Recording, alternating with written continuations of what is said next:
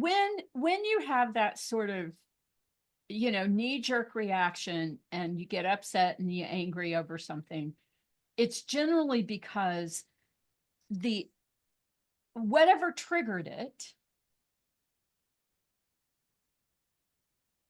is not what the upset is really about.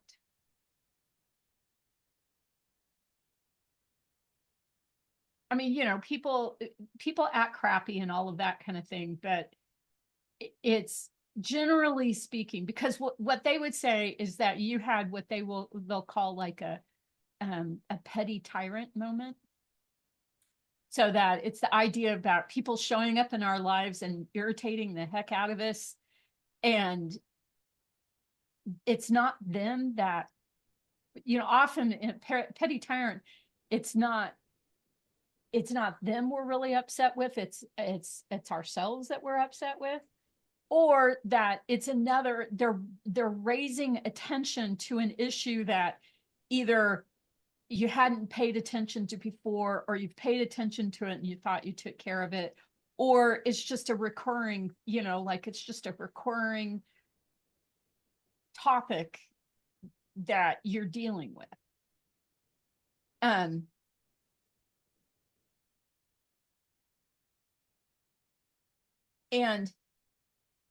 because sometimes you get upset about something and you feel like, kind of derails you in some moment, that's actually not a bad thing. It's not necessarily true that every time you get derailed that it's bad.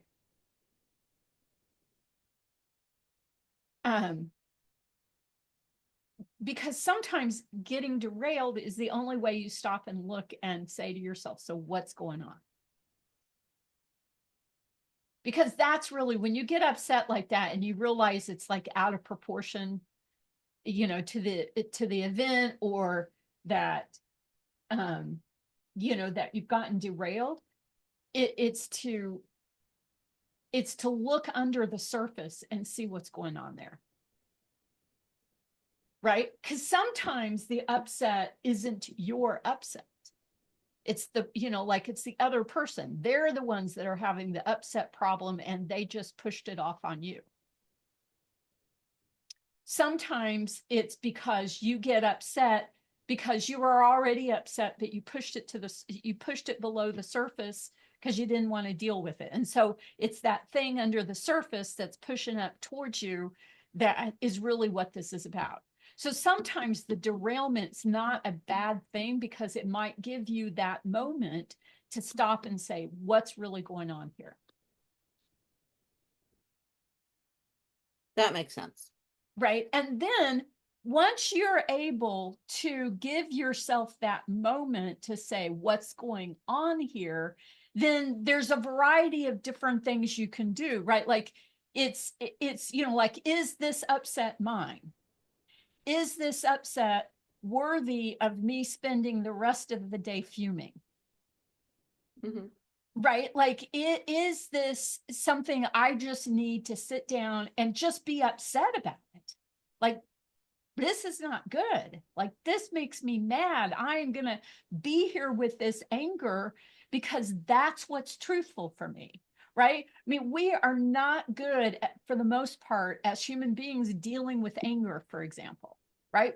We're told not to get angry. We're told to not express our anger, especially in public.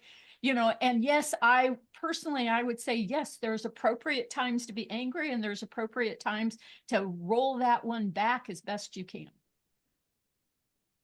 But it's the judgment that we end up putting on ourselves for the upset that ends up being the biggest,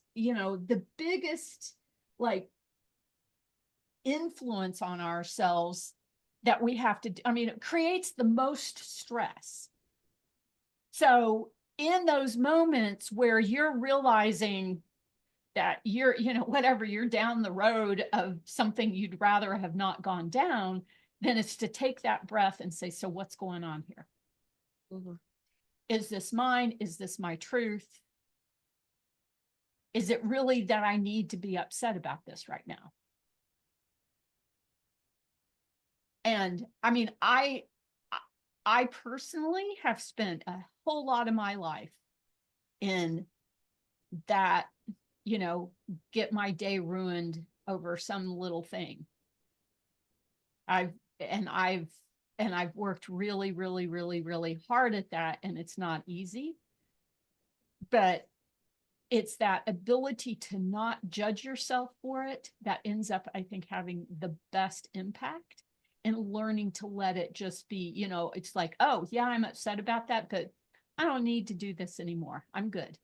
I acknowledged myself. I didn't ignore. I didn't deny. I'm pissed. I don't like it. I wish it was different. And now I can go on.